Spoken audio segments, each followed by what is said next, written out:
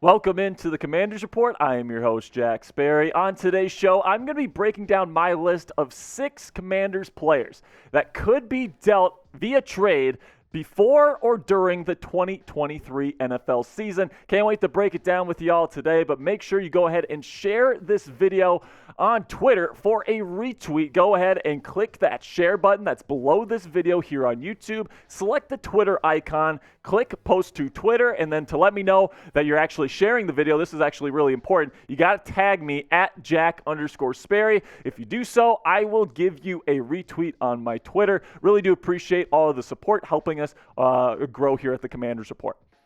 So the first trade candidate here, someone that's been in the news quite a bit, defensive end Chase Young. Now, the Commanders didn't pick up the 5th-year option on Chase's deal, which is kind of concerning because that now makes him a free agent in 2024. Washington has already expensive defensive line, as we know, with Jonathan Allen getting paid, Daron Payne getting paid this offseason. Of course, Montez Sweat is that other guy on the defensive line that could get paid as well.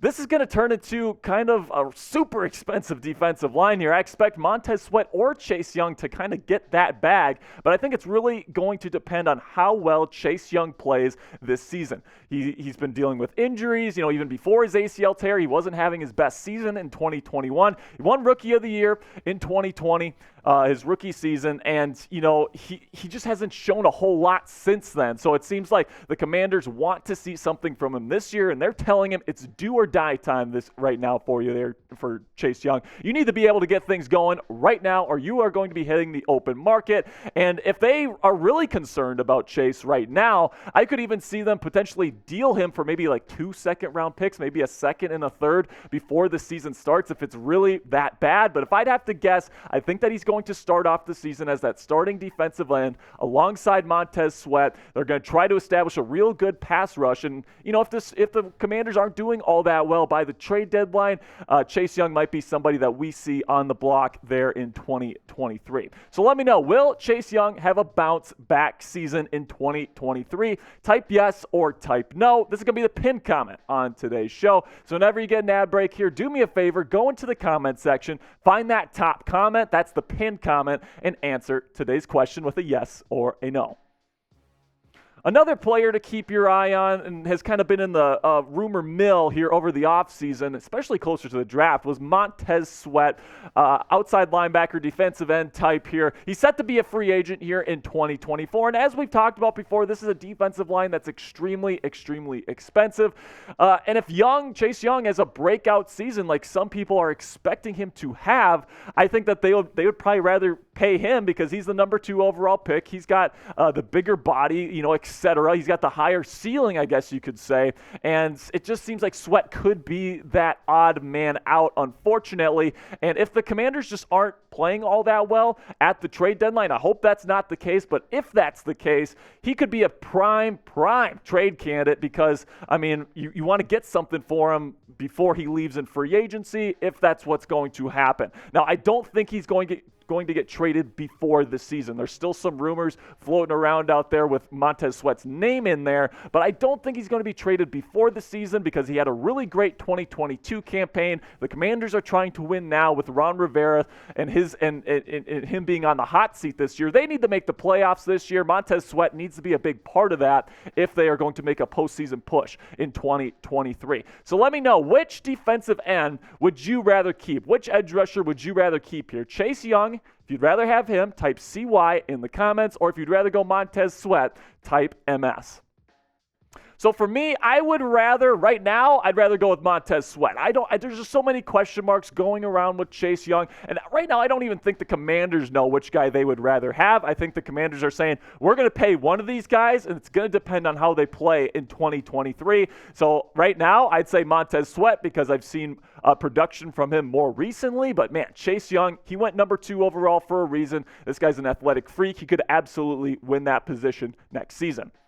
Another trade candidate here to keep your eye on is running back Antonio Gibson, who is set to be a free agent in 2024. The Commanders have drafted a running back in the last couple NFL drafts here. Of course, they took Brian Robinson last year, and then this year they take Chris Rodriguez Jr., who Eric Bieniemy apparently loves. So, Chris Rodriguez Jr., somebody that really had a good rookie minicamp apparently. And Antonio Gibson, he's somebody that's kind of fallen down the depth chart. He was supposed to have a real breakout over the last couple of seasons, and it just hasn't really happened. Now, he does have some versatility. He can play in the slot. He's a former wide receiver. He's got some size to him at 220 pounds. But, so I think that he has some trade value if the Commanders wanted to get rid of him. If the Commanders aren't doing all that well, or maybe Chris Rodriguez Jr. takes over that number 2 running back spot, Gibson could absolutely be dealt next season.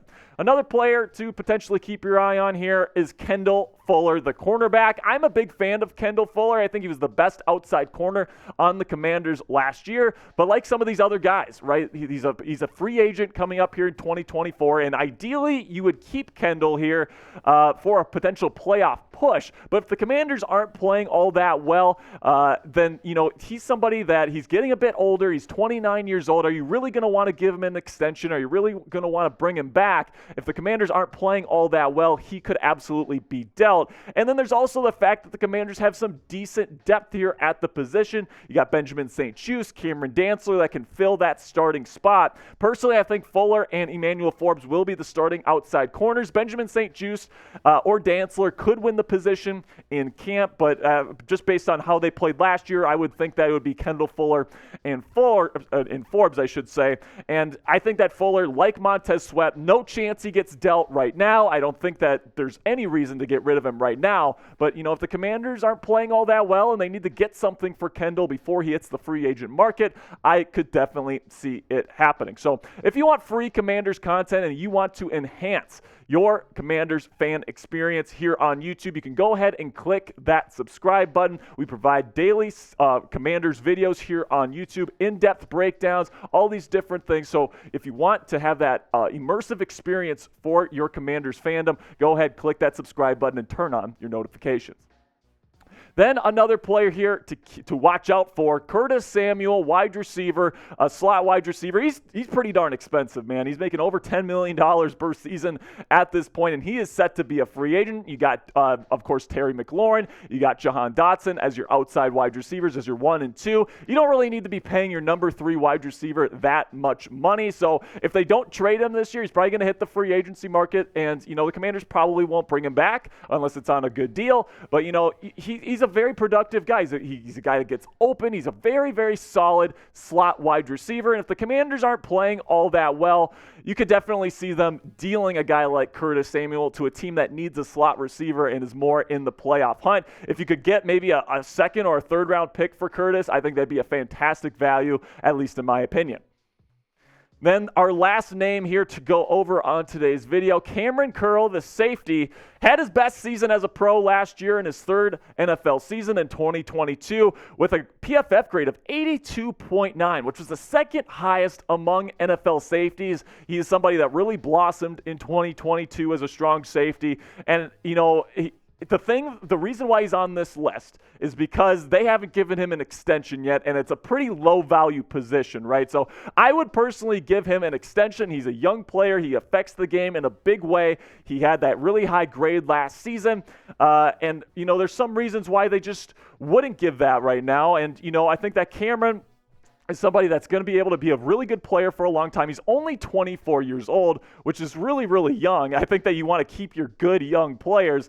And, he's just starting to play his best football. I don't think you want to see Cameron go somewhere else and really light it up for another team and help another team win a Super Bowl. I think he's a great fit for this defense. I think he really blossomed last season, and I think the Commanders should absolutely keep him around. But let me know what you guys think in the comment section. Would you rather trade Cameron Curl, or would you rather give him an extension? Let me know right now in the comment section by typing T if you'd rather trade him, or type E if you would rather give him an extension. That'll be it for today's video, guys. I appreciate all the real ones that made it to the end of the video. If you want more stuff from me, you can go to Twitter at Jack_Sperry. I really do appreciate all of the support. I will see you guys later, and as always, hail to the Commanders.